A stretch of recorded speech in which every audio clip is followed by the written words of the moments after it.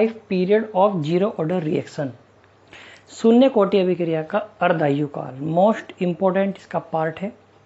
देखते हैं। सबसे पहले आपको पता होना चाहिए कि जो हाफ लाइफ पीरियड होता क्या है, अर्धायु काल होता क्या है। इसका जो सिंबल होता है, सिंबल इसका होता है टी हाफ, टी हाफ, या हम इसे टी 50% भी लिख देते हैं, कुछ भी लिख सकते हैं। टी हाफ लिख दीजिए, टी 50% लिख दीजिए, दोनों का मतलब एक ही है। होता क्या है, हाफ लाइफ पीरियड, पीरियड यानी अर्धायु काल, काल यानी जो हाफ लाइफ पीरियड है वो एक समय है, वो एक टाइम है। कौन सा टाइम है? हाफ लाइफ पीरियड वो टाइम है जिस टाइम में या जितने टाइम में रिएक्टेंट की जो हाफ कंसंट्रेशन होती है वो रिड्यूस हो जाती है, या ये कह सकते हो आधी जो कंसंट्रेशन होती है रिएक्टेंट की वो प्रोडक्ट में चेंज हो जाती है, आधी बचती है। यानी half life time, half life time पर होता क्या है, आधी कंसंट्रेशन रिएक्टेंट की रिड्यूस हो जाएगी, प्रोडक्ट में चेंज हो जाएगी और आधी कंसंट्रेशन बच जाएगी। हम ये मान लें, हम एग्जाम्पल कंसीडर कर रहे हैं, मान लो हमारे पास कोई रिएक्टेंट है, उसकी जो हमने रिएक्शन में कंसंट्रेशन ली वो हमने ये मान ली कि हमने 10 कंसंट्रेशन ली, तो हाफ लाइफ पीरियड पर क्या होगा, हाफ लाइफ पीरियड पर 5 तो रिड्यूस हो जाएगी और 5 बचेगी। यानी जब 5 कंसंट्रेशन रिड्यूस हो जाएगी, प्रोडक्ट में चेंज हो जाएगी और 5 बचेगी, वही टाइम क्या है, जितने टाइम पर 5 कंसंट्रेशन प्रोडक्ट में चेंज हो जाएगी और 5 बचेगी, वही टाइम क्या है, हाफ लाइफ पीरियड, अर्ध आयु काल। या ये कह सकते हो हाफ लाइफ पीरियड, अर्ध आयु काल वह समय है, वो टाइम है जितने टाइम में रिएक्टेंट की इनिशियल कंसंट्रेशन, रिएक्टेंट की इनिशियल कंसंट्रेशन, प्रारंभिक सांद्रता रिड्यूस हो जाएगी और 50% रह जाएगी। यानी हाफ लाइफ पीरियड वो समय है जितने समय में किसी रिएक्टेंट की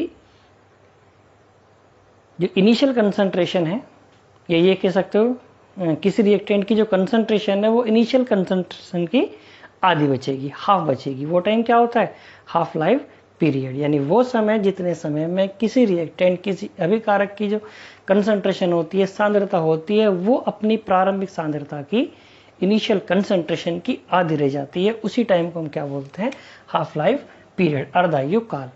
अलग अलग ऑर्डर के लिए अलग अलग हाफ लाइफ पीरियड होता है। हम बात करें किसकी, यहाँ पर जीरो ऑर्डर रिएक्शन की, शून्य कोटि अभिक्रिया की। डेरिवेशन क्या था हमारे पास का, KT is equal to A0 minus AT, या हम इसे ऐसे लिख सकते हैं AT is equal to minus KT plus A0, ऐसे भी हम इसे लिख सकते हैं।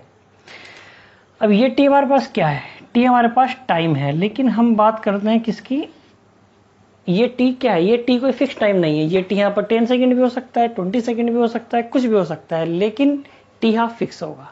T हाफ क्या होगा, फिक्स होगा, यानी वो टाइम जिस पर 50% रिड्यूस 50% बचेगी। तो अगर हम हाफ लाइफ पीरियड की बात कर रहे हैं तो जो हमारे पास T है उसे मानेंगे यहाँ पर क्या, T हाफ, T को रिप्लेस कर देंगे T हाफ से। तो जो हमारे पास क्या होगी, जो हमारे पास AT होगा, AT यहाँ पर क्या था, AT हमारे पास था concentration of reactant after T time, अभिकारक की सांद्रता T समय बाद। और T समय हमारे पास क्या है, T समय की जगह हमने क्या लिया हुआ है, T half, half life period. तो यानी जो है अगर हम यहाँ इस T की जगह हम T हाफ रखेंगे तो concentration of reactant after T half time, अर्धायु काल के बाद जो रिएक्टेंट की कंसंट्रेशन बचेगी वो क्या होगी, तो AT क्या हो जाएगा, AT क्या है यहाँ पर, T यहाँ पर क्या है, T हाफ, तो AT क्या होगा, A0 अपॉन 2। यानी T तो यहाँ हमारे पास यहाँ पर क्या है, T हमारे पास टाइम है, लेकिन हम टाइम हमारे पास क्या है, T हाफ। तो T हाफ टाइम बाद जो कंसंट्रेशन बचेगी वो क्या बचेगी, इनिशियल कंसंट्रेशन की हाफ ही तो बचेगी। तो AT क्या हो जाएगा, A0 अपॉन 2, यानी इनिशियल कंसंट्रेशन का हाफ, क्योंकि हाफ लाइफ पीरियड के बाद इतनी कंसंट्रेशन बचती है। चलिए पुट कर दीजिए, कहां पर, इस इक्वेशन में पुट कर देते हैं। तो क्या आ जाएगा, AT की जगह तो क्या आ जाएगा, A0 अपॉन, या आप ऐसा करिए इस इक्वेशन में पुट कर दीजिए, पहले वाली में मैं पुट कर रहा हूँ कि T की जगह क्या हो जाएगा, T की जगह T हाफ, टी की जगह क्या हो जाएगा, टी की जगह T half is equal to A0, ठीक है, माइनस ए टी की जगह क्या हो जाएगा A0 बाई 2, A0 बाई 2, तो K into T half is equal to A0 में से A0 बाई 2 माइनस होगा तो क्या बचेगा, A0 बाई 2 ही बचेगा। तो अगर हम यहां से बात करें क्या, T half is equal to क्या हो जाएगा A0 अपॉन K या 2K, तो ये हमारे पास क्या आ गया, जीरो ऑर्डर रिएक्शन का ये क्या है, half life period, zero order reaction का हाफ लाइफ पीरियड, ठीक है। तो इस डेरिवेशन से रिजल्ट क्या निकल रहा है, ये निकल रहा है, ये क्या है इनिशियल कंसंट्रेशन और ये क्या है हाफ लाइफ पीरियड। के तो यहाँ पर क्या है रेट कांस्टेंट है, कि यहाँ पर क्या है रेट कांस्टेंट।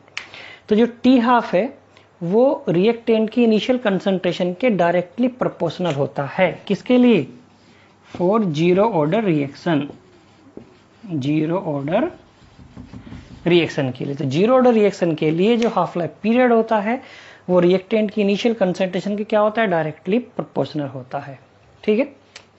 ये हमारे पास क्या आ गया, इसका डेरिवेशन ध्यान रखना, T half is equal to A0 upon 2 के, किसके लिए, फॉर जीरो ऑर्डर रिएक्शन के लिए, मोस्ट इंपॉर्टेंट है कॉम्पिटिटिव एग्जाम के लिए स्पेशली बहुत इंपॉर्टेंट है। चलिए ग्राफ की बात करते हैं इसमें हम। तो जो टी हाफ है वो क्या है A0 अपॉन 2K, मैं ऐसे लिख दूंगा, T half is equal to 1 upon 2K और इंटू A0, ऐसे लिख सकता हूं। समीकरण में इक्वेशन अप्लाई करते हैं, y बराबर mx प्लस सी, ग्राफ इसके बीच में प्लॉट होता है y और x के बीच में, तो ये यहां पर y है और ये यहां पर क्या है x है, और ये क्या होगा स्लोप, ये क्या होता है स्लोप, सी को m को हम क्या बोलते हैं स्लोप, सी क्या होता है इंटरसेप्ट, इंटरसेप्ट यहां पर नहीं है, ठीक है। तो जो टी हाफ है वो क्या है इनिशियल कंसंट्रेशन क्या है, ये तो क्या हमारे पास ये तो कांस्टेंट है, तो जो टी हाफ है वो रिएक्टेंट की इनिशियल कंसंट्रेशन क्या है डायरेक्टली प्रोपोर्शनल है, डायरेक्टली क्या है प्रोपोर्शनल है। तो ग्राफ कैसा बनेगा, मैं ग्राफ यहां पर बना रहा हूं, देखिए ये हमारे पास टी हाफ और ये हमारे पास A0, इनिशियल कंसंट्रेशन प्रोपोर्शनल है, तो क्या होगा यानी ये बढ़ेगा तो ये बढ़ेगा तो ये भी क्या होगा बढ़ेगा, तो कैसा आ गया इस तरह ग्राफ आएगा। और इसका जो स्लोप होगा वो किसके इक्वल होगा 1 अपॉन 2K के, ये भी इंपॉर्टेंट है। स्लोप जीरो ऑर्डर रिएक्शन का जो स्लोप होता है टी हाफ, अगर टी हाफ और इनिशियल कंसंट्रेशन के बीच में अगर हम ग्राफ प्लॉट करते हैं तो स्लोप किसके इक्वल आता है 1 अपॉन 2K के। बहुत इंपॉर्टेंट पॉइंट है, कॉम्पिटिटिव एग्जाम में बहुत पूछा जाता है, ठीक है। तो ये हमारे पास क्या था half life period of zero order reaction. एक फॉर्मूला आपको बता रहा हूँ, आप किसी भी ऑर्डर के लिए रिएक्टेंट की इनिशियल कंसंट्रेशन और टी हाफ में रिलेशन निकाल सकते हो। फॉर्मूला हमारे पास क्या है देखिए, एक जनरल फॉर्मूला है, यूनिवर्सल फॉर्मूला है। वो फॉर्मूला क्या है, जो टी हाफ होता है प्रोपोर्शनल होता है A1 माइनस n, n यहां पर क्या है order of reaction, order of reaction अभिक्रिया की कोटि, अभिक्रिया की। अब जिस भी ऑर्डर के लिए हम बात कर रहे हैं इस n की जगह उसी ऑर्डर को रख दीजिए। देखो जैसे मैं जीरो ऑर्डर के लिए बात करता हूं, जीरो के लिए अगर हम बात करें तो टी हाफ प्रोपोर्शनल a की पावर 1 माइनस n की जगह में क्या रखूंगा जीरो, तो टी हाफ क्या हो जाएगा प्रोपोर्शनल हो जाएगा a की। a यहां पर है इनिशियल कंसंट्रेशन, इनिशियल कंसंट्रेशन प्रारंभिक सांद्रता, रिएक्टेंट की इनिशियल कंसंट्रेशन या प्रारंभिक सांद्रता। इस आप लोग A0 रख लीजिए या फिर स्मॉल a रख लीजिए। तो जीरो ऑर्डर रिएक्शन के लिए क्या होगा, इस आप A0 भी रख सकते हो, आपकी मर्जी है, एक ही बात होती है A0 और A। तो जीरो ऑर्डर के लिए क्या आ गया टी हाफ प्रोपोर्शनल होगा रिएक्टेंट की इनिशियल कंसंट्रेशन के, ये तो हमारे पास आया था टी हाफ प्रोपोर्शनल था किसकी रिएक्टेंट की इनिशियल कंसंट्रेशन के लिए। अगर हम बात करें फर्स्ट ऑर्डर के लिए